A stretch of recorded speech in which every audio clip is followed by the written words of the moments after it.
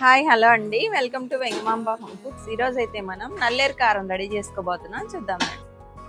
నల్లేరు కారం అయితే చాలా టైం పడుతుందండి. అది మొత్తం క్లీన్ చేసుకొని పైన ఆ మూలలో ఉండే తొక్కు తీసేసి నీట్గా క్లీన్ చేసుకొని ఆరబెట్టుకొని చాలా టైం అయితే పడుతుంది. కానీ హెల్త్ కి అయితే చాలా మంచిదండి. ఇవైతే కీళ్ళ నొప్పులకి అయితే మంచిగా పనిచేస్తాయండి. కాళ్ళ నొప్పులు చిన్న పిల్లలు కానీ పెద్దోళ్ళు కానీ ఎవరైనా తినొచ్చు. అంటే కాళ్ళు విరిగిన చేతులు అవి విరిగినప్పుడు కానీ అట్లాంటప్పుడు కొంతమందికి సెట్ అవ్వక నొప్పులుగా ఉంటాయి కదా, అలాంటి వాళ్ళకి కూడా పనిచేస్తాయి ఇవి.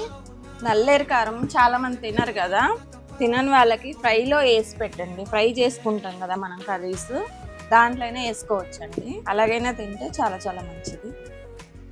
చూసారు కదండి, నల్లేరు కారం అయితే ఎంత మంచిగా రెడీ చేసుకున్నాము. హెల్త్ కూడా చాలా మంచిది. మామూలుగా రైస్ లో తినకపోయినా ఫ్రైలో అయినా యూజ్ చేయండి, చాలా మంచిది. మన వెంగమాంబ